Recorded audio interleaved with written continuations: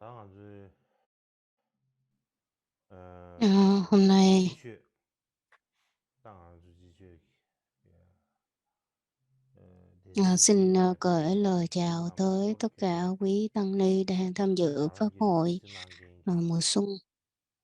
dành 어디 거 cho đặc biệt dành cho 지도고 chư ni 예 và 사말이야 tất cả quý vị đang tham dự trực tiếp qua mạng. 다 될래야 남다 리제면 나는다 니 리제 니 접든 바테다 니 잡게 봐 아니 비슷해 Chúng ta xin 다디 tiếp tục từ trong cái khổ thứ 한주 27 và khổ thơ thứ 얘네 28. 상계 베주기 제베네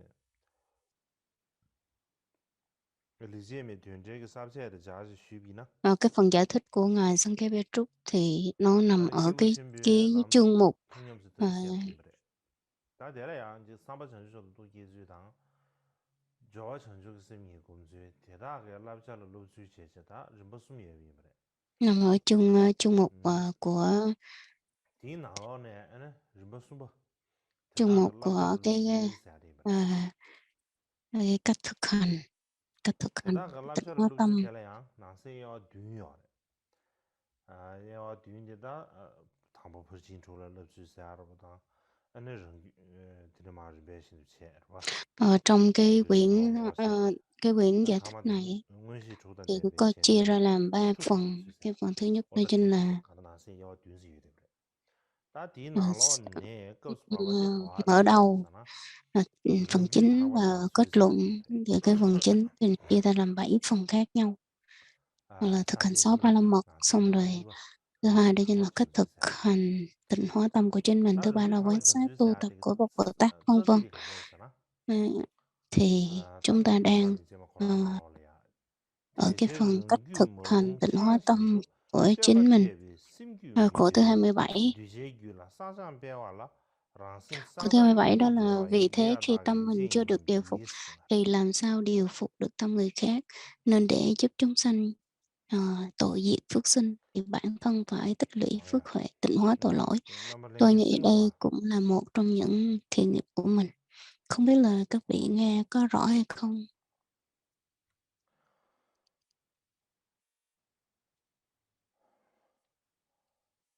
다들 이게 리제 남다 리제만 리제 수수수 예배 나로네 Đây là cái khổ thứ 리뷰다 27 ở trong 33 khổ của cái bản những thiện nghiệp 급들이야다 리제 của 니즈브딘 Ngài 바야 Kamavami Kyotochi. 다디 나로네 가장 리제 니즈브딘 바디 미기도 주 고랑가 남달라라베 티단 자지 가장 쉬심비 수르 제제다 대인데야 갤런 상계 비르 그 제샤베 그 된제다 자제 쉬비나 Hôm trước thì chúng ta còn giải thích 다 theo cái 돼야지 나가모네 bộ 송드제 luận về 가담바도리아 cái việc mà phân tích về những cái lời dạy của 기존의 Ngài và 졸래야 tiểu sử của Ngài. Hôm nay tiếp tục về cái phần ở 열군졸래야 trong cái 시주도 bản bình luận của Ngài 주 Sanghya Petrus. 말 깨매래야 대화준도 중갱이 리베 남된 생갱이 근데 딱다 Hồi nào tới giờ từ xưa tới nay chúng ta thấy rằng là những 미신다래야 배 cái 남로지 bậc tiền bối của chúng 리지게 ta 남된 luôn 생게 luôn 된다다 채와 인사 딱 ờ, 되게 고라 các bậc tiền bối của mình lúc nào cũng có 라마야 những cái 세나다 phẩm hạnh rất là 야마지 cao quý, 딱 và người 휘신게 ta 고란다 phải 딱 근데 kiểm 망보지 마리요 chứng thì 사체 mới 방문에 có thể 자네기 à, 기 gọi đó là một vị 셀러 lama 셀러 hoặc là 제 một 망보지 vị 마리요 난 가르치네 thiện tri thức. 고란 Có 미 một số 첨부 người 제바 nếu mà mình 망보리기 không có cẩn thận thì 될래야 họ chỉ có 제 lời mang cái danh thôi. 제대로지 매대와 제 망보리 Mà chúng ta thấy rất là nhiều những trường hợp khác 다 nhau như vậy. 디나로 내지 망보치 가르쳐야 Và 다 ở 되게 đây chúng ta 첸드니 thấy 줌바 có rất là nhiều 미 đó 첨부 là 주지 다지베 có những cái trường hợp đó là 제 có cái 생게베 tên, có cái 리베 danh 남된 là 생게 một vị thầy, 디시기 vị tiền tri thức thôi, nhưng mà 남된 시제 ở 근데 trong 망보치 đó, 몰라 trong người 될래야 lại là trống lỏng mà không 에네 có bất kỳ một cái phẩm hạnh nào tốt đẹp. 저기 미신다지 개회 라블랑 고야버 제발래야 Và họ không có biết 소수기 cái cách 뭐네 nào để 개회기 mà 도저 hướng 미기와 chúng sanh 가리기 tới 민진 cái 세버지 con đường thiện lành, 제모도 봐 và họ cũng không 진제기 có nhận diện được thế 가르쳐 nào là một 주네 cái 제버 đường 진짜 thiện 망보지 lành. 마라 Nên đó là một trong những cái lỗi khi mà mình gọi là nhận 다 diện một 진짜 một 다 bậc thầy. 라마직 라마세나도 개회 신인기 민도 Ờ, 가서 một 진짜 cái vị thầy 민간 như 모습 vậy, 내den게 진짜 à, 다 chúng ta đặt một cái 라마인 생기 tên như 개회 vậy 신인기 thôi chứ 생기 còn 저기 không 당부 có phẩm hạnh. 미신다야 개와 Thì nếu 주주의 như 해 mà 라샤고 đó, 싶으시 nếu mà đầy 미신다다 đủ ở một 지 vị 개와 thầy 주주 thì 장라 trước 사베 tiên 첸다 thì 차고 phải 싶으시 chỉ làm 다 sao chỉ cho 첸다 차고 chúng 싶으시 sanh thấy 인도사네 được rằng là cái nào là 소소나야 thiện, cái nào 네 là ác, 저기 và làm 이 sao có thể thực 기루이도 hành được thật 아니 thiện. 굳이 여러분 갈라간섬으로 톱 아니 소소리야 지 Ờ, 챙기다고 갈라간섬으로 톱에 제려야 nhưng mà 아니 sau đó 탑시도 thì 하잖아 chúng ta không có 아니 nhớ tới cái việc rằng là mình 이 phải 제려야 giữ một 아니 지 cái đức tính và những cái 소소리야 phẩm hạnh mà 챙기다 vô tình 조사회 제려야 아니 lại 아직 có cái 미신달이야 sự nổi 아니 tiếng hoặc 사발람바라고 là 원래 nhiều 아니 tiền, 계획 지치기 없네 딱 tài 미규의 vật 내가 chất. 근데 Cho nên là 내 방법이 ờ, 아니야 nếu từ đó nó sẽ quay qua 딱 cái 된대 hướng bất 영화도 thiện.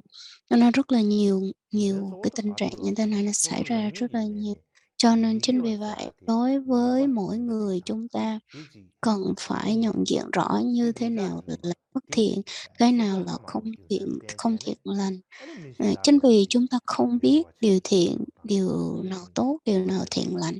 cho 내용하는 nên chính vì mình mới 그것도 phạm những cái lỗi 소소에도 như vậy. Cho nên 라마인 là 생기 개회 신인 생기 tất cả là do mình hết, 네네 do 아니 chính bản thân 미기의 mình không có 쥐어박히시다 nhận diện 교인이 đúng như thế 교인들이 nào là 예외인지 một 마통의 딩지 ờ, 신내세네 vị thầy 아니 미신다야 đúng nghĩa. 미기와다 Nên mình không có kiểm chứng đúng rồi, mình không có mình 다 không 텔레 có 도와세네 미규도 ờ, 찔러붙일 cẩn trọng 뜻이잖아 xem xét mà vô tình lại tạo cho người ta một cái cơ hội để tạo tội.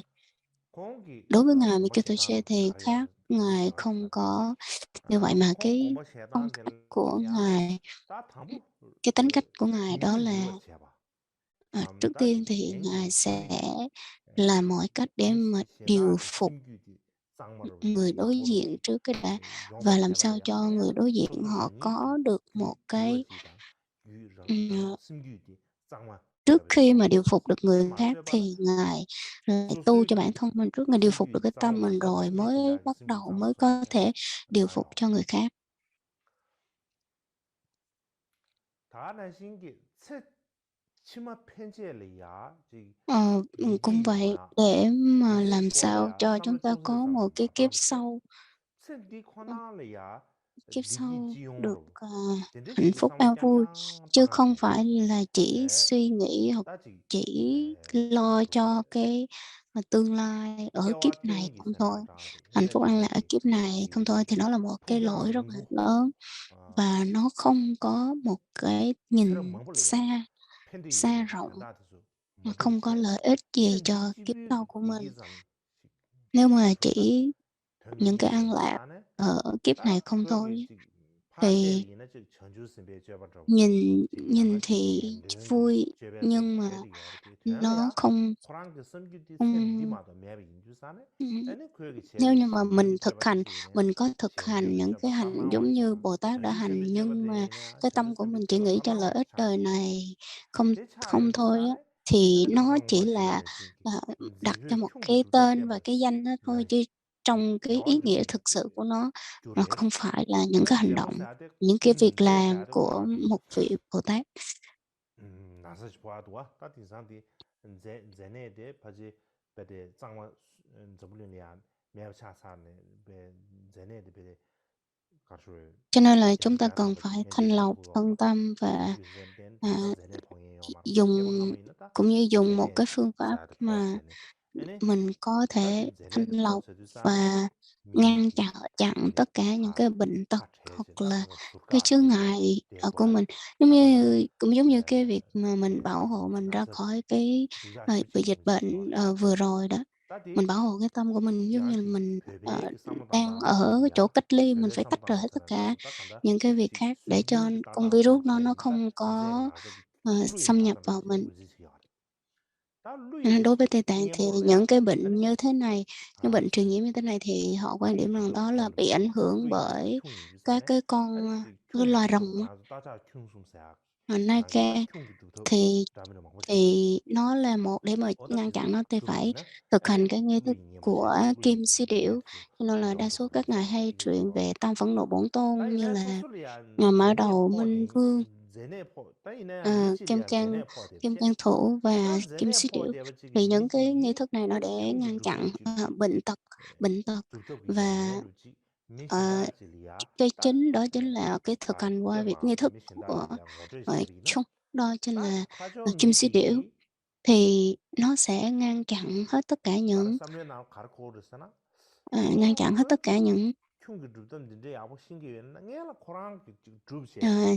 tất cả những cái việc mà xâm nhập bệnh tật hay là gì đó, phòng hộ bản thân mình. Cho nên để mà một người có thể thực hành tốt thì trước tiên bản thân của họ đã thực hành xong cái đã. Họ có thể ngăn chặn hết tất cả rồi thì mới có thể truyền cho người khác, thì cái kinh nghiệm đó nó mới có thể lan truyền được. Chứ còn nếu như chính bản thân mình mà thực hành chưa tốt, chưa đủ, chưa hay, thì khi mình truyền cho người khác thì làm sao người khác có thể thực hành tốt được. Đó là một cái nghi vấn rất là lớn mà chúng ta có thể tự hỏi là nếu khi mà chúng ta nghe nói rằng là những cái phương pháp nào nó có thể phòng hộ hoặc là phòng ngừa được.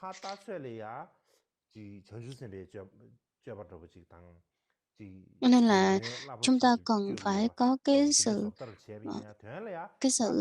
kết hợp, nhưng mà là mình có một cái nhìn tổng quan về cái việc rằng là đây là những cái hành động của một vị Bồ Tát, và trong tâm của vị ấy có thực hành hoặc là có khởi lên một cái động cơ như một vị Bồ Tát hay không.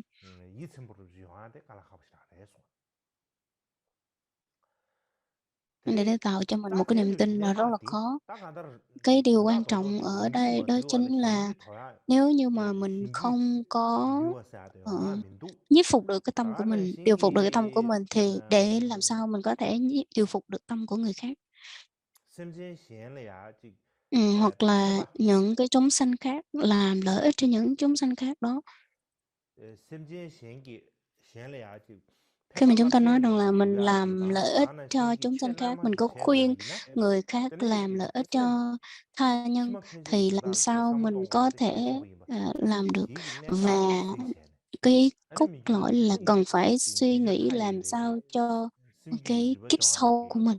chứ không phải là chỉ một cái đời này không. Cho nên chính vì vậy mà Ngài Mikkyutoshi đưa ra những cái điểm trọng yếu và cái mà mình cần phải bác bỏ về cái tư tưởng xấu của mình, để mình làm sao mình có thể đoạn bỏ nó. Và những cái mình cần phải thực hành là gì? Cái sở đoạn và sở tu, nó là cái gì? Ngài đã đưa ra những cái lời giáo huấn cũng giống như là cái đường đi chỉ cho chúng sanh làm như thế nào để mà có một cái đường đi đúng đắn. Cho nên nếu như một cái điểm trọng yếu mà mình có thể biết được đầy đủ một điểm trọng yếu thôi, thì những cái điểm trọng yếu khác mình vẫn có thể dễ dàng hiểu được. Và nếu như mà mình hiểu được cái cách đoạn, gọi là cách đoạn bỏ một trong những cái điều xấu, thì những cái điều khác mình vẫn có thể áp dụng rất là dễ dàng. Cho nên là giáo lý của Đức Phật thì rất là thâm sâu và quảng đại, nhưng mà tùy theo mỗi căn cơ trình độ của mỗi chúng sanh để mà có thể thực hành và áp dụng cho chính bản thân mình.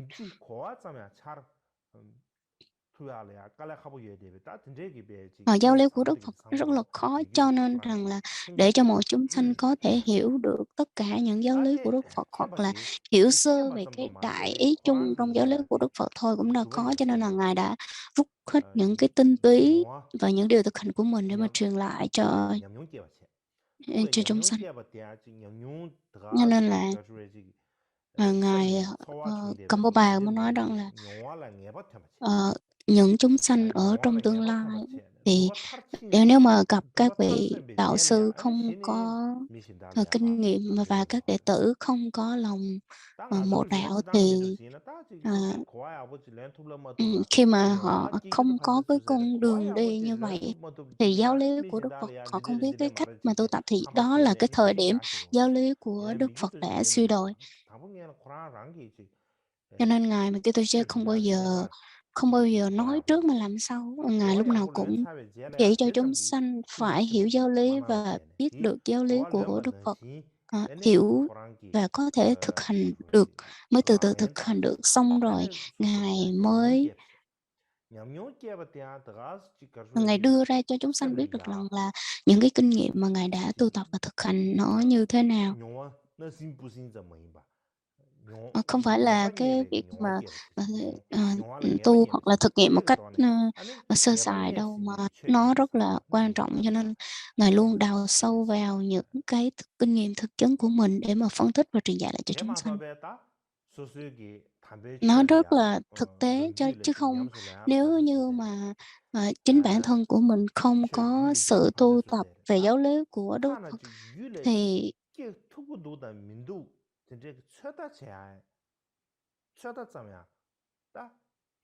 yeah. Cho nên là mình cũng không có cái việc rằng là, phỏng đoán là áp dụng như thế này có thể sẽ tốt, như thế kia có thể sẽ tốt. Thì đó không phải là những cái kinh nghiệm hay. Tất cả nó phải dựa trên cái việc rằng là mình phải, học và tu đàng hoàng, chứ không phải là, mới, thọ được một vài cái quán đảnh, hoặc là đọc được một vài cái bản, luận giải, hoặc là cưng biết được một vài điểm thì cứ nghĩ rằng là tôi đã giỏi rồi và tôi biết rồi. Tôi biết hết tất cả tư tưởng giáo lý của đạo Phật như thế này, một người rất là tự mãn, thì mình thấy rằng là không phải như vậy và không nên như vậy. Chúng tôi nhưng mà biết được một chút xíu thì, tôi đi tham dự giảng vào mùa xuân, mùa hạ, mùa thu, mùa đông, vân vân, hoặc là tôi đi nhập thất này kia. Ừm. Chúng ta thấy rằng là các vị Bồ Tát có những cái việc làm như vậy, nhưng mà chính bản thân mình có được hay như vậy, hay không thì phải coi được rằng là, mình có cảm nhận được với Pháp hay không, mình có những cái kinh nghiệm về thực hành Pháp hay không,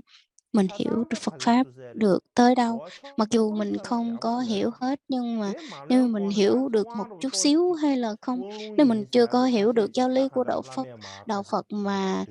thọ nhận cái lễ quán đảnh một chút xíu thì cứ nghĩ rằng là mình đã đắc được cái giáo pháp đó rồi. Một số vị thầy đã truyền cho mình, truyền xong thì chúng ta thọ nhận. Và một cái luận giải chúng ta mới đọc được một vài dòng, 2 dòng thì cứ nghĩ rằng là tôi đã biết rồi, tôi đã, biết rồi và tôi đã, thọ rồi. Một cái, những cái lời nói rất là tự mãn như vậy thì, không nên. Nói tóm lại thì những cái việc mà mình tu tập được như thế nào, mình có những cái kinh nghiệm như thế nào, chúng ta tu tập giáo lý của Đức Phật bằng những cái phương pháp gì? Và ờ, cái level ở trong Phật Pháp của mình đã thọ nhận như thế nào, mình thực hành như thế nào. Dĩ nhiên là tất cả trong cái việc rằng là mình thọ cái quán đảnh gì, mình tu những cái gì đó mình đều phải tính là mình được bao nhiêu, là 5, 10 hay cả ngàn lần hay là cái gì đó. Nó đều là mình nên cần phải tính toán hết, phải đếm hết những cái con số mà mình đã thọ nhận.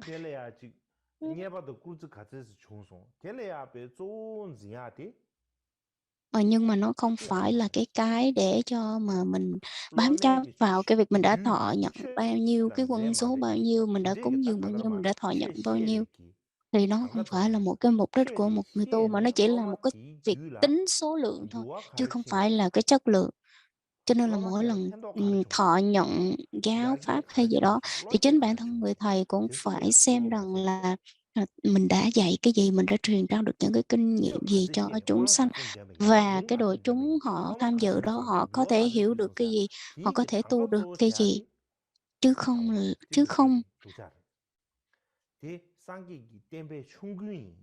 không chỉ là không phải là chỉ một cái việc rằng là, à, quân số hay này kia không thôi thì nó không có được. Chúng ta à, cần phải xét, gọi là, quan sát xem đó không phải là cái công việc, chính của một người, thực hành giáo pháp. Cho nên đối với Ngài Mikitoche, Ngài nhìn rất là sâu xa và lúc nào Ngài cũng ngăn chặn những cái điều xấu hoặc là nó khởi lên ở trong tâm của mình. Tức là Ngài không có và không nhìn về bên ngoài, không nhìn ra bên ngoài. Đối với một vị đạo sư thì chúng ta thấy rằng là thì như hồi nãy giờ tôi đã phân tích, trước tiên là chúng ta cần phải vị đạo sư đó cần phải điều phục cái tâm của mình, sau rồi mới có thể điều phục được tâm của người khác.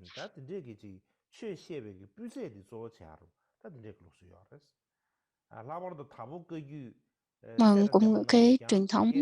chúng ta thấy là có rất là nhiều cái vị thầy rất là đúng nghĩa, một vị thầy đúng nghĩa, một vị đạo sư lỗi lạc nghĩa đó.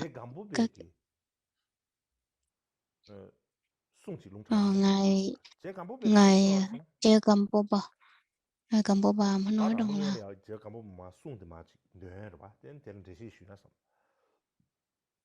제가 뭐 가르쳐서 치매 뒤서 라마라 용화메 라마를 무기메 봐 티빌롱 제베 뒤 코요 템바 노바인 ngài Gampopa nói rằng là 다들 이제 감옥에 소요 알았어 되게 nếu như mà trong cái thời mà Pháp, cái thời mà Pháp mà một vị thầy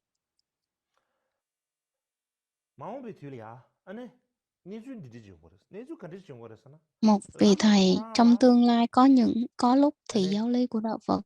mà sẽ xảy ra cái tình trạng là đối với một vị thầy thì không có kinh nghiệm và không có sự chứng ngộ, còn học trò thì không có cái lòng tin đối với Phật pháp. Cho nên là vị thầy thì không tu mà trò cũng không tu. Ý nói là một vị thầy thì không tu mà một vị trò thì không có lòng tin đối với Phật pháp.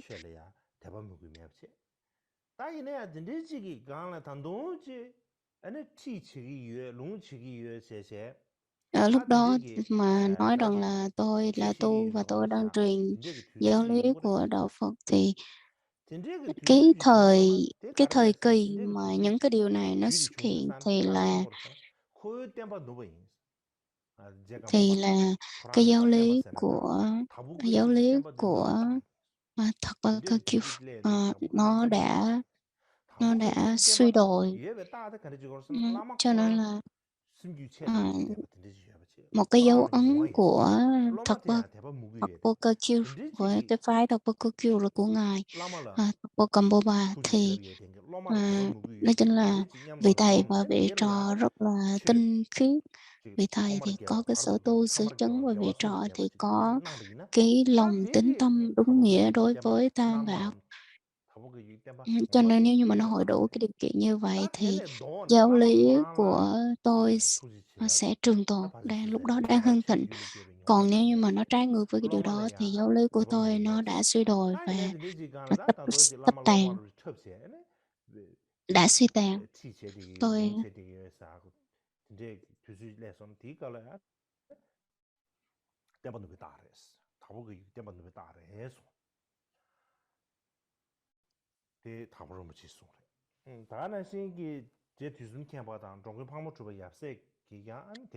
cũng vậy, ngài Từ Xuân Kempa và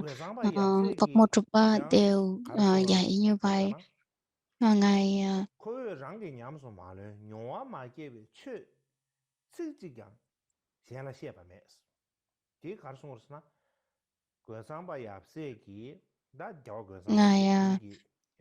của Sông Ba là thầy trò ngài của Sông Ba mới nói rằng là cái kinh nghiệm của tôi cũng như là cái pháp hạnh của tôi, nếu như mà tôi chưa có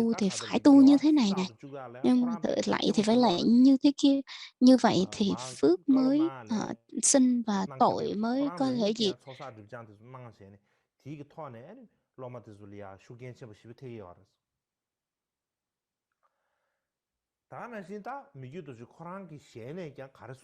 Nó có một cái sự ảnh hưởng rất là lớn và lâu dài.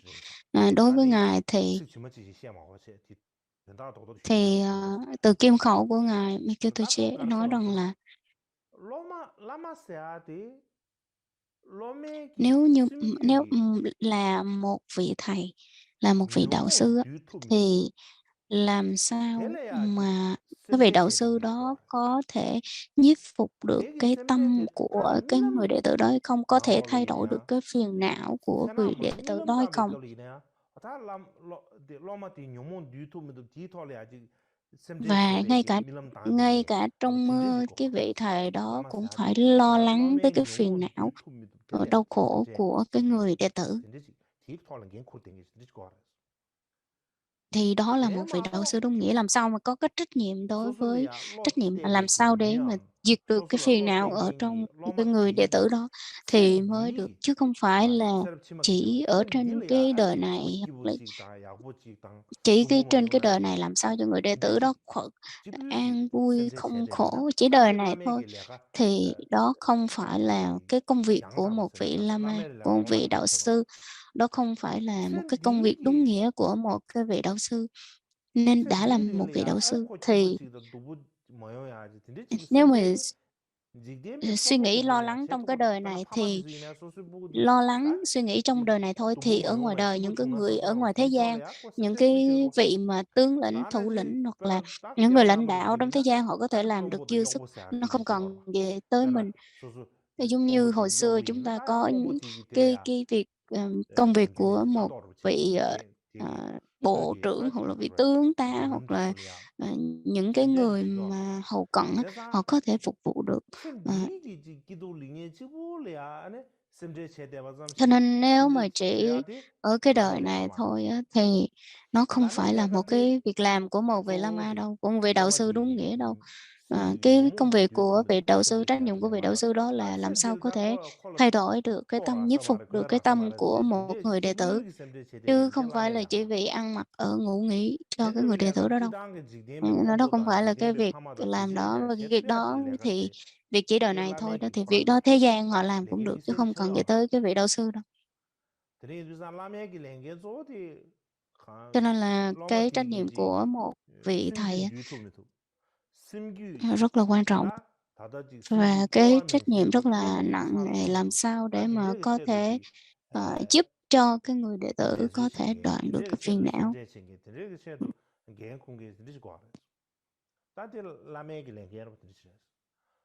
Đó là cái trách nhiệm của một vị thầy. Rồi cái trách nhiệm của người đệ tử thì phải, làm như thế nào? Cái trách nhiệm của một người đệ tử đó chính là tin tưởng vị thầy mình một cách kiên định, nhất. Gọi là, nếu như mà mình, gọi là, phụng sự, thầy, mà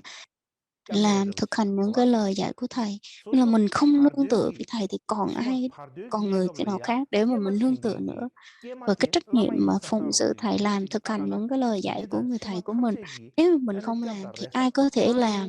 tốt hơn mình nữa. Nên từ đây về sau con sẽ phải, nương tựa một mình vị thầy của mình thôi, vị đạo sư của mình thôi, không có không có niềm tin đối với bất kỳ một vị nào khác. Cho nên nhưng mà, một người đệ tử mà không có cái tâm niệm đó thì một người đệ tử đó chưa đủ cái chưa chưa hiểu đúng cái nghĩa của một vị đệ tử. Mặc dù cái vị đó có thể cúng dường rất là nhiều, cả núi tiền đi chăng nữa thì nó cũng, chẳng có ý nghĩa gì. Dù cái vị đệ tử đó có thọ biết bao nhiêu pháp, học biết bao nhiêu pháp, hành biết bao nhiêu pháp thì nó cũng không đem lại lợi lạc gì đâu. Cho nên nói tóm lại thì để mà thực hành pháp đúng nghĩa thì chỉ làm sao để mà có cái lợi ích cho kiếp sau của mình. Nếu như mà nó không làm lợi ích cho chính mình thì không làm. Và lúc nào cũng phải đặt cái mục đích là kiếp sau của mình nó phải tốt hơn kiếp này, chứ không phải là chỉ một kiếp này không thôi. Chỉ một kiếp này không thôi thì nó không có đúng, và nó sẽ không giúp cho mình sinh làm người, hoặc là sinh ở về cái cõi cao hơn, như thiên. Thì Nếu như mà cái việc mà mình được tái sinh là một cái người tốt, thân người, viên mãn, hoặc là mình sinh được lên ở các cái cõi trời, thì bắt buộc ngay lúc này, kiếp này mình phải suy nghĩ về, cái mục đích của mình ở kiếp sau, làm sao để mình có được cái hạnh phúc hơn ở kiếp sau. Thì cái nghiệp đó, những cái phát nguyện và cái việc làm cái động cơ đó nó mới ảnh hưởng tới kiếp sau, nó mới đem về kiếp sau thôi. Cho nên nếu mà mình chỉ nghĩ tới kiếp này không thôi thì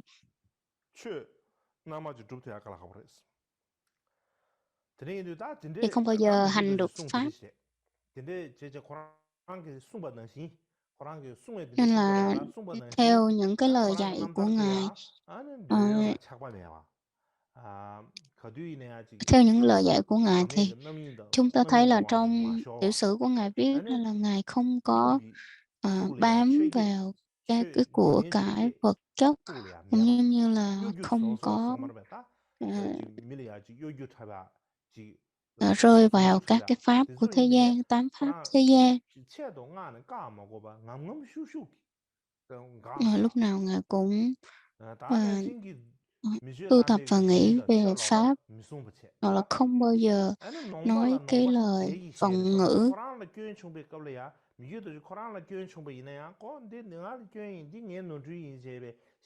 Nếu như mà Ngài có cái lời gì đó sai trái thì Ngài luôn luôn, nhận lỗi và gợi ra cái lời giải thích, hoặc là sám hối hoặc xin lỗi, đối phương. Ví dụ như là cái tính cách của Ngài, mình có thể sẽ rất là thẳng tính, Ngài rất là trực tính.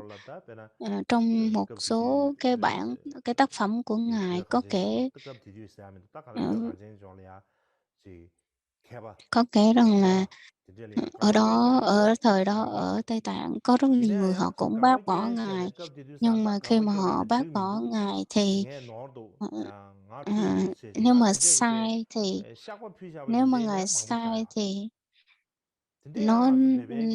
thể hiện cái tính cách của một con người, đó là nếu mà Ngài sai thì Ngài sẽ nhận lỗi, sám hối và giải thích rằng là "Tại sao tôi lại làm như vậy?"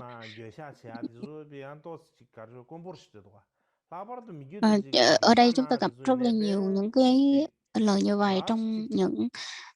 cái tuyển tập của Ngài như tôi chê. Nhưng mà đối với những cái vị La Mã khác, đạo sư khác thì chúng ta thấy rất là khó tìm thấy những cái mảng văn như thế này. Bởi vì sao? Bởi vì chúng ta rất là khó để mà nhận diện rằng là đây là cái lỗi của mình. Mình nhận diện được đây là lỗi của mình, nhận lỗi của mình thì rất là khó hơn. Đây là một trong những cái điểm rất là đặc biệt từ bản thân của Ngài Minkyutoche. Ngài luôn luôn nói ra những cái lời mà chỉ mình thực hành rồi mình mới nói thôi, chứ còn, không có nói lung tung và huyên thuyên.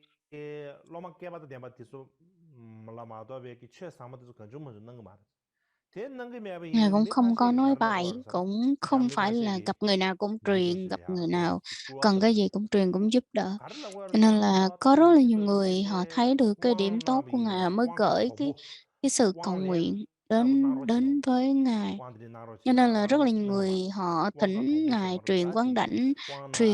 đảnh hoặc là truyền pháp này pháp kia, nhưng mà Ngài rất là khó để mà truyền những cái đó, không dễ, phải đủ cái điều kiện hoặc là làm sao những cái điều kiện mà Ngài đưa ra rất là khó, cho nên Ngài không dễ gì mà truyền quán đảnh đâu.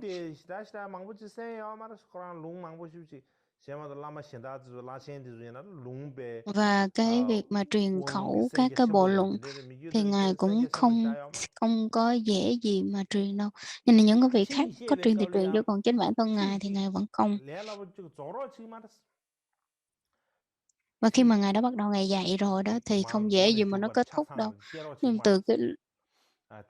không dễ gì kết thúc, mà đã bắt đầu dạy thì, không phải là tất cả những cái điều ở trong, trong giáo lý đó, trong cái lời kinh đó Ngài đều dạy là không. Và Ngài có một đặc điểm là nói rất là trực tính, nghĩa là chỗ nào sai đúng thì, nói rõ ra luôn. Cho nên đó là một trong những cái cách mà tư duy, tính cách của mỗi người.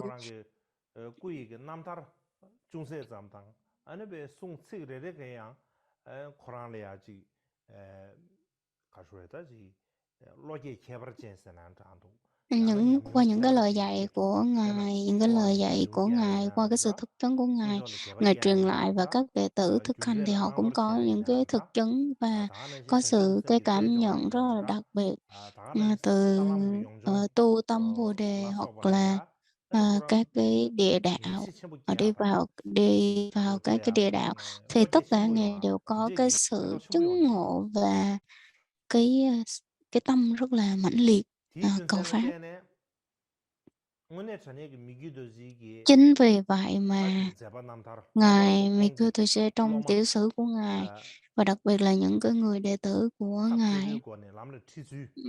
luôn 디 luôn 양모시 하고 dùng 있냐 cái phương 다지 tiện 사이 thiện xảo 야나지 để 탁제 mà 겐겐 살라 튀는겐 싸게야 야나 람데 để 난겐다 mà có 딜레 có 라버지다 thể 딜레 셴버지 dẫn dắt 유삼바리 삼삼지기 chúng sanh 딘데게 về 로 cái 되버지다 đạo lộ 타셔버지다 của Phật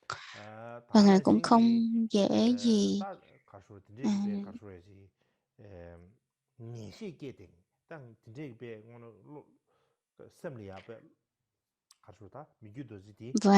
게는 디 미쇼고 딜레 라버 인도 삼삼지 ờ, 딘데기 배 đối với Ngài thì Ngài 딘레야다 luôn 가서 dạy bằng cả cái 디 lòng thành và đối với người đệ tử thì lúc nào 니셰도 딘데기 người ta 로미나 cũng xem Ngài là độc nhất vô 미규도지라 nhị, người không lúc 레레니 nào 중요하다 cũng nghĩ rằng là 망고지다 nếu như mà 아마 딘데기 không 배 오늘 có 전에 những cái lời dạy 미규도지기 của Thầy hoặc là 고랑게 không có cái 최 đấng đạo 연계선은 sư này thì mình không biết 야나 nương tựa vào ai, vân 미규도지데 vân. 체주여로 차장으로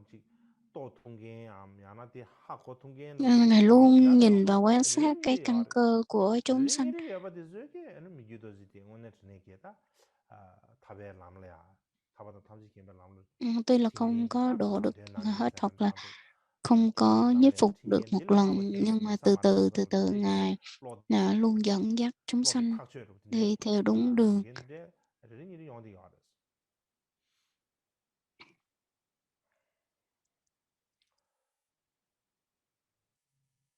다디 뭐야 어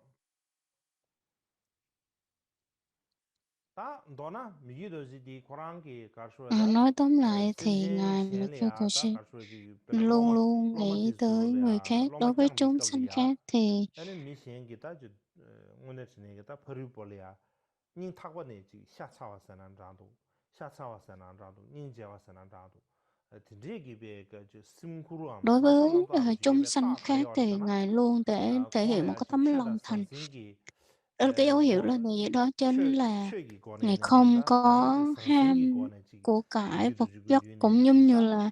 không 가르쳐야지 phải vì những cái lợi dưỡng cá nhân mà Ngài 세고 롱저로 근데 dạy 로켓네 pháp, 이제 영디 거야 không 최기 có 고네지 mong 옹루 cầu 지줌다 về 소바 những cái 근데 lợi 로야 dưỡng cá 인데 nhân, 영디 거야 스타데 mà 로자 chỉ 오늘 một lòng 저녁에 nghĩ tới pháp và 지 làm sao có 섬유기 thể nhiếp 매매 phục 거네 미기도 được 질이야 chúng sanh. 아딱 간다라 지 미기도 주군주네 영게디 졸이야 아니 최다 선생기 고네 미기도 주 코랑기 가제 Cho 투투 nên chính 딱 vì 로마티지 Ngài như vậy cho nên 단 những 미기도 cái 주 người 대야지 đệ tử của Ngài họ 사나지 rất là 공 공다 kính ngưỡng và tôn 신라말이야 sùng Ngài. 신비급리네 안다 야나는 윤지 쬐람 간지 나비급리네 Nên 그디네 dù 지 cho ban 심지신게 ngày hay ban 나비 đêm những cái hành động 아직 của Ngài 최 통계야 đều 최 hướng về tới 선생 cái lợi 도벨라 ích cho 수업이기다 지 chúng sanh. 선생기 짐바고게라 Từ 선생 짐바낭디 요소 cái việc mà 디지 bố 송기 thí trì giới nhân nhục tinh tấn thiền định thì Ngài đều hướng 양카시야 tới chúng 오늘 sanh 전에 là làm 최 sao cho chúng sanh 닝타고는 có 최 được những 되는 cái 게 an 와봐 vui, 최 hạnh phúc hơn. 지대에 타고 되는 게 다 된대기 야 미기도 주군들이 야지 최 주가 용의 인도도 세세로 봐. 다 미기도 Có 지기 những người thì 라마다 họ 지게베 mang một cái 겁리 tâm 산에 trạng 가마바디 gọi là 로마다 lừa 가마 dối, họ đi 지 tới đảnh lễ 이라르지 Ngài, 샤리 거래. là 제가 giả bộ 아니 디 tin, sùng 군디네 tín Ngài. 자르셰네 Thì 딱 lúc 왕도 đó 영화로 쉬비기나 야 ừm, 디기야 마온발레야 họ thỉnh Ngài 가마디 truyền thế 군디니 này, truyền cái 최근데 kia, 쉬비기 để 인생에 딱 mà sau này 미시라르지 họ nói 고스디 họ 하르지 chọn là tử mãn, họ nói 미시 rằng là 말해야지 tôi đã thỉnh Ngài giảng cái này và tôi đã thọ nhận cái này, cũng như là làm 딱 cho mình đẹp 된대기야 hơn, tự cao ngạo 가서 mạn. Thì đối với 삼지다 những cái trường 되게 hợp 된대 그냥 như vậy thì 가서에 Ngài 미기도 죽은들이 영원히 열었어 thì 다 Ngài lại 뒤줄래야 Và thỉnh thoảng ngài ngài nói với những cái người đó một chút xíu thôi,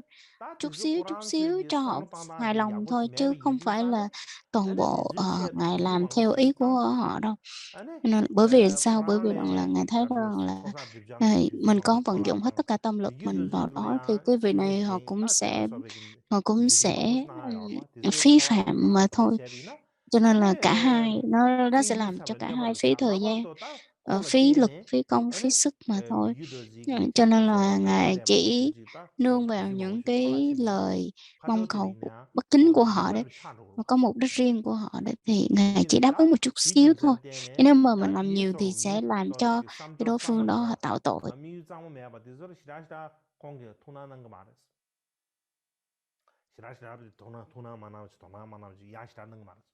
Cho nên đối với một cái đồ chúng mà họ có cái mục đích rõ ràng, từ tận đáy lòng của họ có cái niềm tin mãnh liệt đối với Phật pháp và họ thực sự muốn tu á, thì hoặc là ngài thấy được họ có cái thiện căn rất là lớn trong tương lai, thì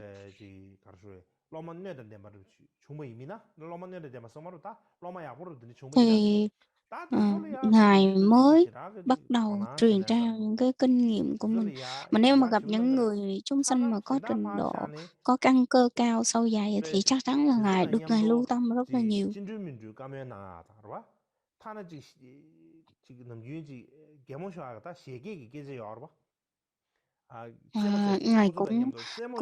Ngài cũng biết là nói đùa làm sao cho người khác cười.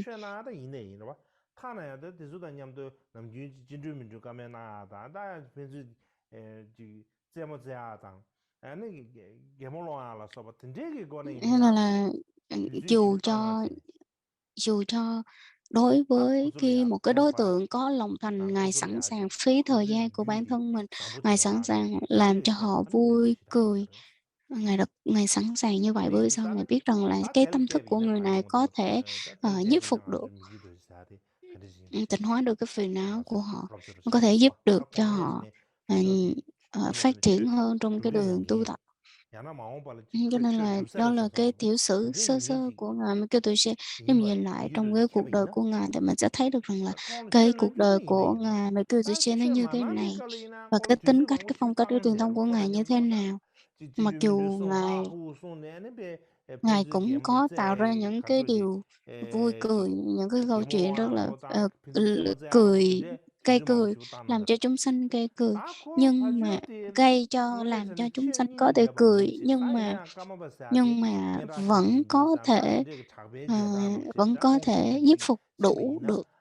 được cái tâm của đồ chúng. Cho nên nói tới mà ngài Mikitoche thì lúc nào cũng với một cái hình tượng là trang nghiêm và là một vị thầy đúng nghĩa. Có những người mà họ đi tới một cái dã tâm, họ sử dụng ngài, hoặc là họ có thể lợi dụng ngài thế này thế kia. Ngài không có quan tâm lắm, nhưng mà cũng sẽ đáp ứng với những cái yêu cầu của những cái người như vậy một chút chút.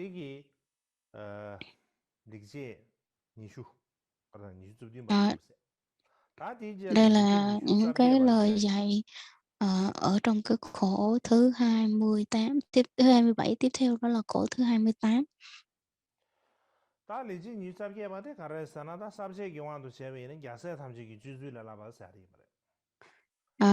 Trong nó nằm ở cái mục lục đó chính là quan sát cách tu hành của một vị Bồ Tát. Cái câu này chánh văn đó là: do vậy để nhập vào hành nguyện của chư Bồ Tát, tất cả mọi hành động phải không thể nghi bàn, nguyện thực hành theo tất cả hành nguyện của chư Bồ Tát. Tôi nghĩ đây cũng là một trong những thiện nghiệp của mình. Cái khổ thứ 27 này thì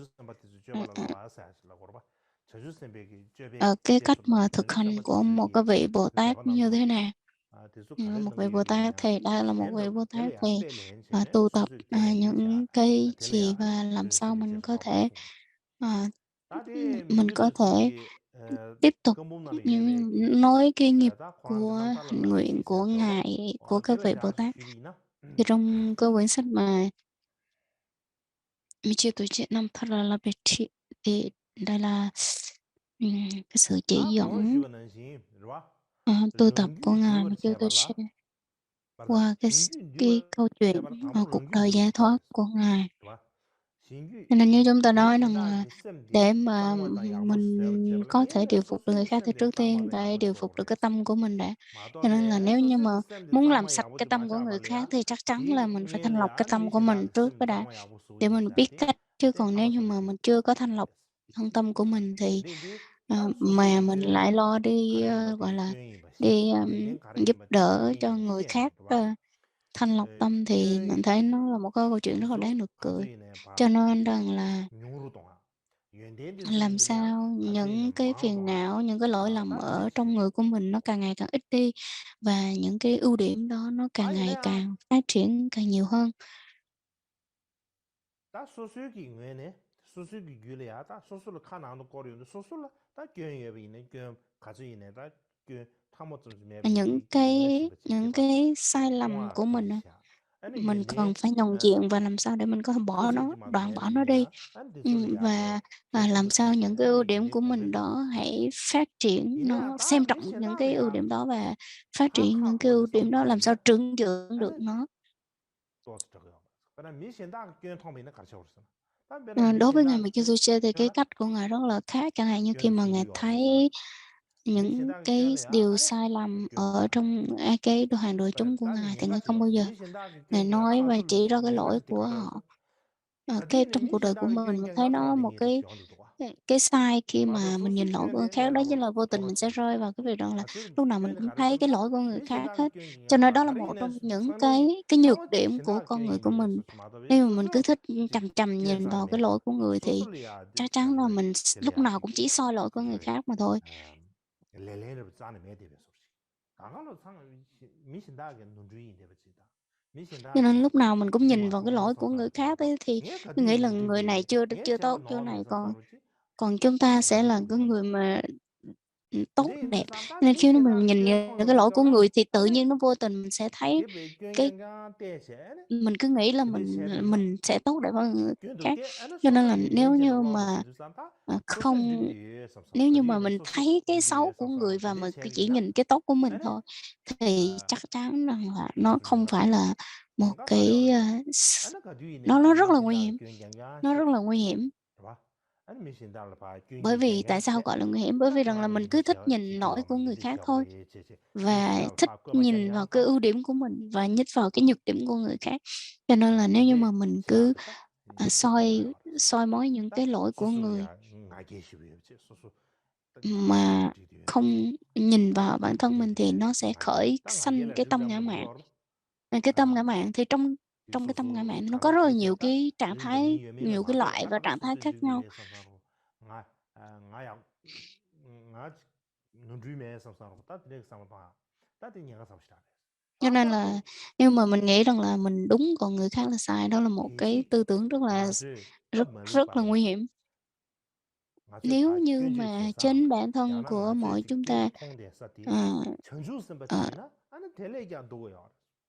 nếu như mà mình nhìn 아 lỗi của 전주 một vị Bồ Tát thì nó còn 선바디 tệ 아니 hơn như thế nữa. Cho nên đối với một 가가라 vị Bồ Tát á, 신제 시행이 되는 제할래야 태준 매버치는 빼고 thì 가르라다 ngài cái vị Bồ Tát á, thì vị Bồ Tát nó không bao giờ 레도 nghi 싸는 ngờ bất 매버치네 kỳ một cái việc 신제 gì 시행이 nếu mà làm 되려야 lợi ích cho chúng 쩐지는 sanh, 그때 giúp đỡ chúng sanh một cách 전주 là 선바디 không có nghi ngờ luôn. 다 내가 Cho nên 전주 có những vị 선바디 Bồ 얘기 Tát như vậy mà nếu như mà mình 쩌바디소 vô 약간 tình mình 생각이 nhìn thấy 올라래 cái 아마 lỗi của 소마 các người đó thì rất là tội 내가 lỗi. 콩 전주 선배 Ừ. 이 전주 선배 쩌바이 하마 Bởi 오르지 vì 따진데 bởi 그 vì 인생이 các vị 오르잖아 Bồ 오르가 Tát là một trong những 따진 맛이 받아 먹을 cái học 받아 Bồ Tát rất 깨야 là 아니 cao 록다 quý. Cho 깨야 nên là 되는데 nếu mà mình không biết đó là 대 một vị 록다 Bồ 깨야 Tát 사나니 thì 디 mình vô 랑게 tình 지가 mình 싸디 sẽ 개야 thấy 싸움 rằng 하고 là 지지 mình sẽ 아니 bị 용 싸움 개야 tà 싸움 kiến. 하고 지우지기다 Mình 누구냐 bị 한번 tà kiến 지야 bởi vì rằng là 가르쳐 전주 mình 선발이야 tạo những cái lỗi 디 đối với mình 전주 nghĩ 선발이야 sai về 또 một cái hành động 전주 của một 선발이야 vị Bồ Tát 아니 thì 바로지 교지 mình làm 시행이 딱 sao mà có 뭔가 thể 합시다 khẩn cầu được cả các ngài. 근데 Nó 있는 đó là một cái điều rất 사람다 là nguy hiểm 아주 cho chính 지식 bản thân 현생 của mỗi 시험에 người. 원시 톱니 현대기 Cho 톱 nên 맞아도 nếu như 상관없어 mà 좋아 딱 mình 아주 다 khó 시행이 tha 쌤 cho tới khi 지난다도 mình chứng được tha tâm thông, có nghĩa là 시행에 biết 저는 được cái tâm ý 거리기 của người khác 여기 thì mình 삼보 không nên phán xét 삼방문에 người khác 가르인 đâu. 봐 Nếu như mà khi cho tới khi mình chứng được tha tâm thông thì mình biết được là người đó nghĩ gì, nhớ gì, biết gì, và cái căn cơ của họ suy nghĩ, cái căn cơ của họ hợp như thế nào. Cho nên nếu như mình có cái tha tâm thông rồi thì mình mới có thể phán xét và gọi là, và nói đúng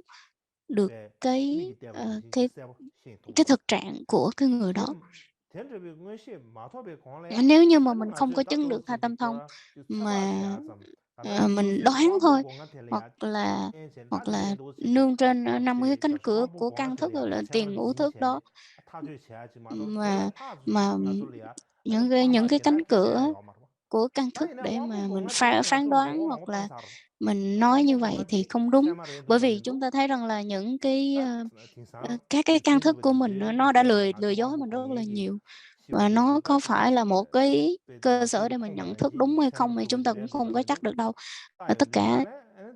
rất là nhiều người, các nhà khoa học bây giờ họ cũng kiểm chứng lên là nương vào những cái căn thức của mình, mà nhãn thức ấy, là cái nhận thức của cái giác quan. Cái giác quan của mình nó đưa dẫn mình tới cái việc phán đoán đúng hoặc là phán đoán sai. Thì bây giờ người ta cũng kiểm chứng rất là nhiều. Cho nên là trên cái tư tưởng của mình cũng không có nên rằng là nhìn thấy lỗi, soi cái lỗi của người khác. Đừng có nói rằng là tôi đã thấy như thế này và người khác không thấy ra được điều đó này kia, vân vân. Đó, tất cả nó chỉ là 等于就是呢，明显大大了搞不起啊，第二几个 cho nên nếu như mà mình có cái tính là yêu thích soi mọi lỗi lầm của người khác thì đó là một cái tính cách rất là nguy hiểm. Cho nên là hãy cố gắng nhìn cái ưu điểm của người khác hơn là nhìn cái nhược điểm của họ. Bởi vì sao? Bởi vì chúng ta thấy cái lỗi của người dễ hơn thấy cái lỗi của bản thân mình. Nếu như mà mình nhìn vào bản thân của mình và thấy cái lỗi lầm của mình thì mình sẽ điều phục cái tâm của mình nó dễ hơn, và mình sẽ có một cái thói quen. Bởi vì điều phục tâm của mình khó hơn, cho nên là mình nhìn cái lỗi của mình nó khó hơn lỗi của người khác. Lúc nào mình cũng mong muốn người khác làm thế này làm thế kia và soi cái lỗi của người. Nếu mà vô tình mình soi lỗi mà mình nói xấu hoặc là mình nói cái điều không đúng tới một vị Bồ Tát thì đó là cực kỳ nguy hiểm. Cho nên là chúng ta thấy là tất cả chúng sanh đều có Như Lai Tạng, tất cả chúng sanh đều có Phật tánh. Thì trên cái lý do đó thôi là mình cũng đã thấy được cái tầm quan trọng của chúng sanh, và mình làm sao mình có thể tôn trọng và cung kính họ, mình có thể giúp đỡ họ. Và đối với một cái vị Bồ Tát thì họ luôn luôn không bao giờ kỳ vọng vào chúng sanh, hoặc là không bao giờ luôn luôn nghĩ vào lợi ích của chúng sanh và không bao giờ kỳ vọng vào họ. Nên là cứ làm được cho chúng sanh cái nào thì được thôi, chứ không hy vọng. Nên là đối với một vị Bồ Tát thì có nhiều loại, nhiều hạng, chẳng hạn như là Bồ Tát ở bậc cao, thấp, thượng, trung, hạ khác nhau. Và đôi lúc họ cũng ở một cái tầng lớp thấp hơn so với các vị Bồ Tát khác, nhưng mà họ đã là một vị Bồ Tát rồi thì thỉnh thoảng cũng sẽ có những cái xấu hoặc là những cái lỗi lầm. Thì đối với mặc dù có những cái lỗi lầm như vậy, nhưng mà so với chúng sanh khác thì cái vị thầy đó cũng có những cái ưu điểm đặc biệt. Cho nên là làm sao mình phải có cái cách nhìn, đó là cái vị Bồ Tát đó vì chúng sanh mà họ đang tu tập, họ đang thực hành. Nên là so với những chúng sanh khác thì cái vị Bồ Tát này tuy có một chút lỗi lầm nhưng mà vẫn đáng được tôn quý và đáng được trân trọng.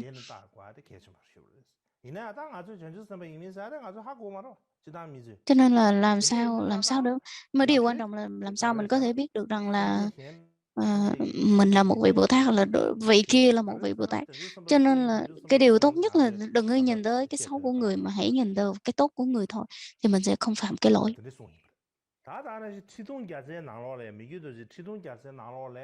Trong cái quyển mà Tri Thung Gia Xe của ngài Mikitoshi có nói rằng là ngài nói rằng là đối với thế gian thì đối với thế gian đừng có nói về những cái lỗi lầm của thế gian, chẳng hạn như là cái người này xấu, cái người này đẹp, cái người này bị tật nguyền hoặc là bị không đầy đủ các căn này kia. Nên đừng bao giờ nói những cái lời đừng bao giờ nói những cái lời làm tổn thương người khác. Cái đó lên tiếng Anh gọi là discrimination. Cho nên là nếu như mà mình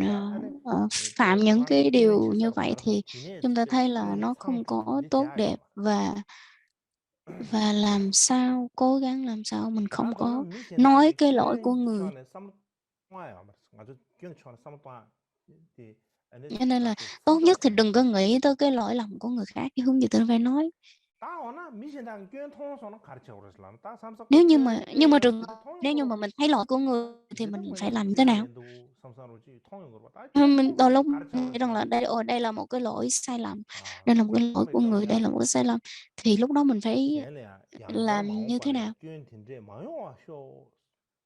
Nếu mà mình thấy được cái lỗi của người thì lúc đó mình hãy cầu nguyện rằng là cầu cho mong cho tương lai của họ không có phạm cái lỗi này, và cầu nguyện rằng là trong tương lai chính bản thân mình cũng không thấy những cái lỗi lầm như thế này, không gặp, không thấy, không nghe những cái lỗi lầm như thế này. Cho nên là nếu như mà xét về cái phương diện tất cả các pháp đều do tâm tạo, thì khi mà thấy rằng mình thấy cái lỗi của người thì nó là cái nghiệp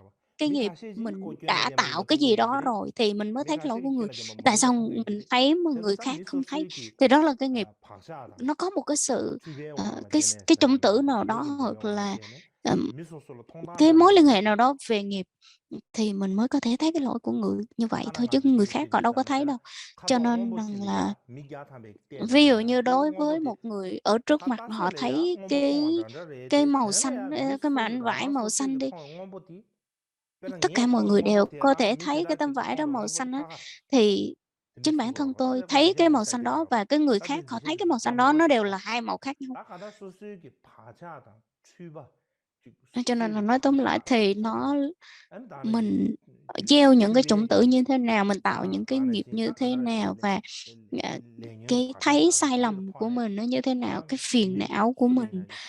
nó là do cái phiền não và cái nghiệp của mình đã gieo rồi, mình mới có thể thấy những cái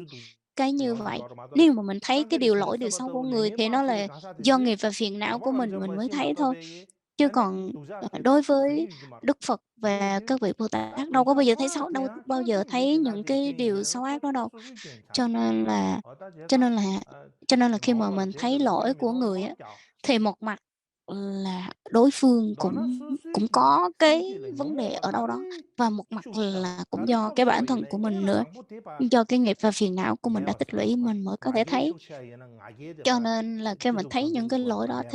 thì làm sao cái ngã mạn, cái tâm ngã mạn của mình nó phải ít dần đi, và phải cố gắng. Và đối với một vị thầy thì khi mà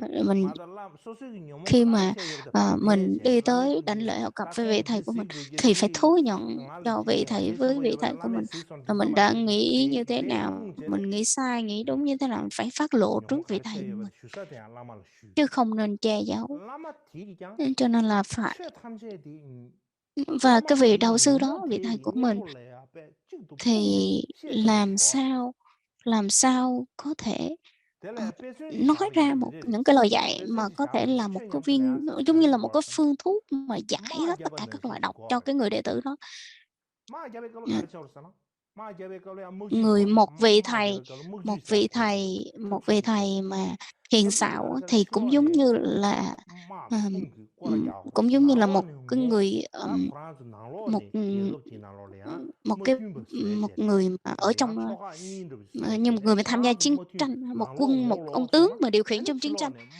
Bởi vì sao? Bởi vì khi mà một vị tướng giỏi thì phải biết cách dùng những cái vũ khí chiến tranh, thì làm sao họ có thể dùng và suy nghĩ về tất cả các cái hướng để mà có thể, sử dụng được những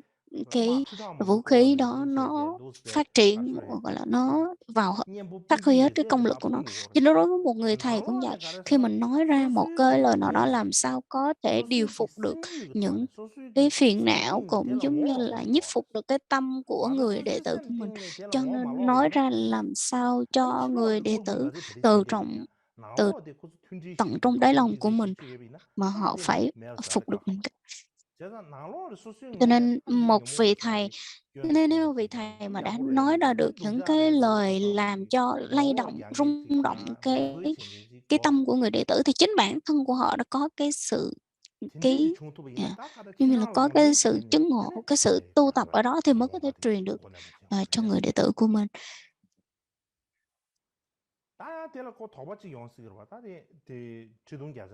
Nói tới đây thì chúng ta thấy là chúng ta sẽ khởi lên cái nghi vấn, trong trong cái bộ luận này, Thế Tôn Giảng Sinh này cũng nói rằng là nói ra cái nghi vấn là nếu như mà đối phương không có lỗi mà mình nhìn thấy lỗi á, thì những cái lời mà vị thầy nói như vậy thì đúng. Nhưng mà đối với một người có lỗi lầm mà mình nói đúng cái lỗi của họ thì mình đâu có sai gì đâu, mình nói sai đâu. Khi mà mình không có sai gì hết, bởi vì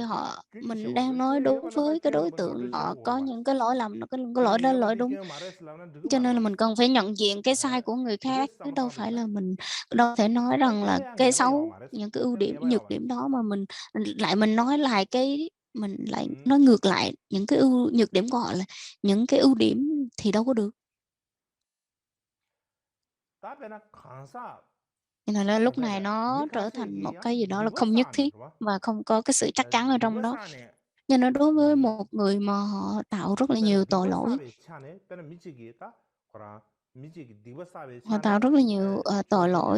và một người sau khi mà tạo tội á, thì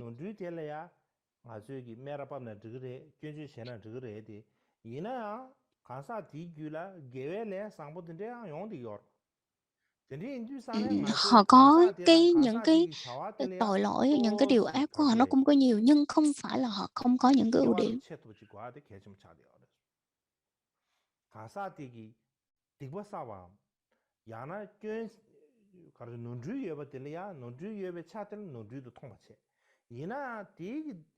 Cho nên là mặc dù mình vẫn thấy cái lỗi của họ, nhưng mà không phải thấy cái lỗi đó để mà thấy họ hoàn toàn là sống trong lỗi lầm, thì không được. Cho nên mình thấy một cái lỗi mà cho rằng cả cuộc đời của người đó có lỗi, mình tạo một cái vết đen hết cho cả cuộc đời của họ, thì đó là một cái nhân xấu để mình gọi là, ngăn chặn không đưa mình tới những cái hướng thiện, cái tâm hướng thiện đâu. Nên là đối với tất cả con người thì chúng ta thấy là ai cũng có những cái ưu điểm về pháp hoặc là những cái, tâm tốt hết. Nếu như mà một người nào đó họ phá hoại tượng Phật đi, thì họ sẽ bị cái lỗi đó là phá hủy cái tượng Pháp, phá hủy cái tượng Phật, làm bằng đất hay bằng đất, thì họ vẫn bị cái tội, họ bị cái tội rằng là phá hoại, thân Phật.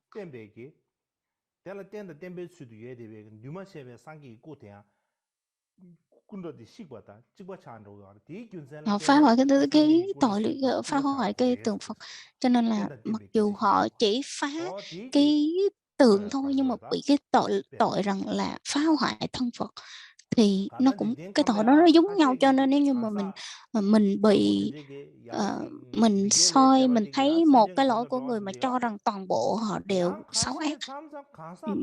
thì nơi mình vô tình mình cắt hết những cái duyên tốt của mình. Cho nên là đối với một người mà mình thấy một cái điểm tốt, và ngược lại nếu mình thấy một cái điểm tốt thì mình nghĩ rằng là tất cả là đều là tất cả của họ, tất tần tật đều là tốt hết, thì nó cũng là đó là một cái điều gọi là sai lầm, nhầm lẫn nữa. Cho nên cái việc tu Phật nó không dễ. Tất cả chúng ta cần phải cẩn thận. Cẩn thận những cái lời phán đoán của mình, những cái lời đánh giá của mình, xem nó như thế nào. Bởi vì trong cái cuộc sống của mình không biết ai là Bồ Tát. Nếu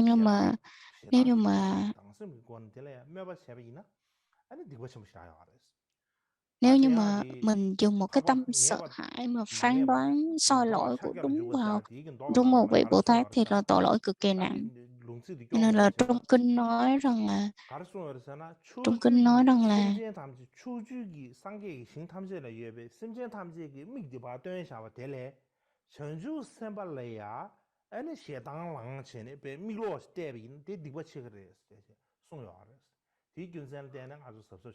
nên là trong kinh nói rằng là nếu như mà cái người nhà giàu đó mà họ móc hết mắt của tất cả chúng sanh trong 10 phương thế giới đi,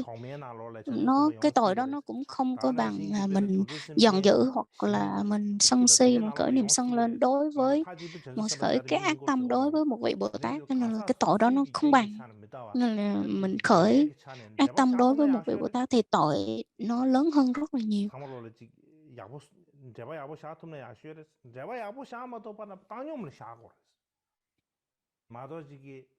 Nếu như mà một thiện nam tín nữ nào đó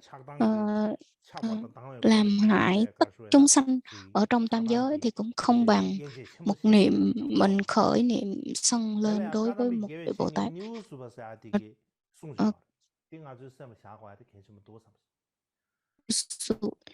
Supura là những cái vị học giả của Katamba thì họ nói như thế này: thời này tất cả chúng sanh đi tu là chỉ vì lợi dưỡng, về thực dưỡng thôi. Dường như đi tu là để đáp ứng về việc ăn uống luôn. Lúc nào họ cũng nghĩ rằng là họ không bao giờ nghĩ tới cái việc rằng là đã tu tập thì cần phải bỏ cái này, bỏ cái này, hoặc từ bỏ cái này, hoặc từ bỏ cái kia đâu. Họ cũng rất là tôn kính trong cái việc đi nhận pháp, đi thọ pháp, nhưng mà giống như là một cái vị giả trang vậy, chứ không bao giờ họ nhận rất là nhiều pháp, thọ rất là nhiều pháp, nhưng không bao giờ họ nhắc tới cái việc rằng là tôi phải tu cái này, tôi phải tu cái kia, tôi phải bỏ cái này, tôi phải đoạn cái kia hết. Lúc nào cũng đi cầu mong rằng là vị thầy có thể lấy cái bình quán đảnh để trên đầu của mình gia trì vào là thấy đủ rồi đó. Nên lúc nào cũng cần rằng là vị thầy đó có thể để cái bình cái sự gia trị đó lên đầu của mình càng nhiều càng tốt thôi, chứ còn họ chả quan tâm đâu. Cho nên là nghe nói là vị thầy này truyền Lê Quán Đảnh hoặc là truyền khẩu cái gì đó, thì cái bộ Quán Đảnh nào đó, cái kinh nào đó, thì ngài thì họ xếp hàng tranh giành nhau đi thọ nhận. Họ chỉ nghĩ tới cái việc rằng là họ thọ nhận được bao nhiêu cái thôi, chứ họ không bao giờ nghĩ rằng là mình phải tu tập như thế nào. Họ không bao giờ nghĩ rằng là nếu như mà mình thọ nhận rất là nhiều nhưng mình không tu tập thì nó đều lãng phí hết. Tất cả chúng ta cứ nghĩ rằng là mình con xin gọi là con xin quy y Tam Bảo, con xin quy y thầy, con xin quy y đạo thư này kia vân vân, nhưng mà từ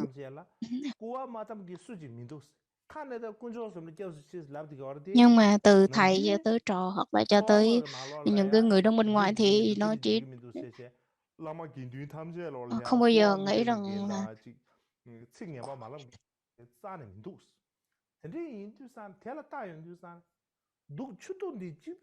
냐와래야 당하셨어요. Nhưng mà mình nghĩ rằng là 가장 한 mình, 거서 봐 quy 추도 와서 y. 냐와를 당하셨어요. Nếu mà 이 윤생라 때네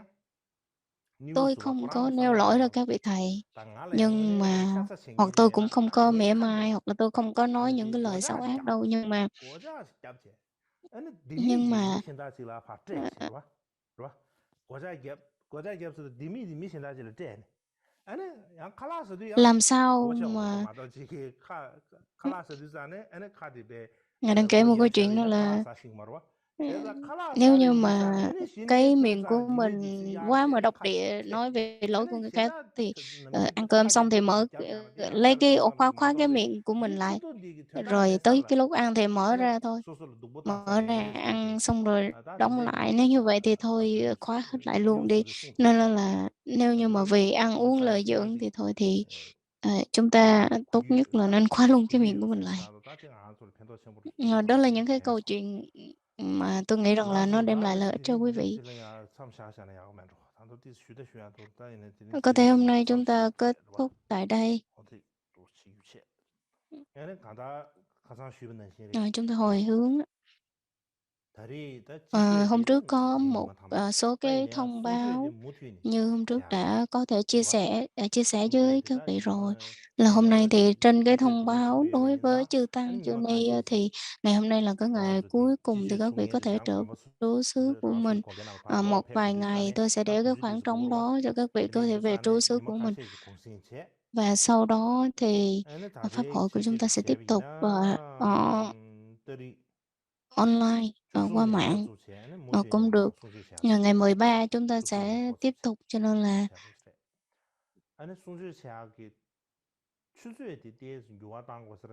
cái thời gian thì nó sẽ bị thay đổi một chút xíu.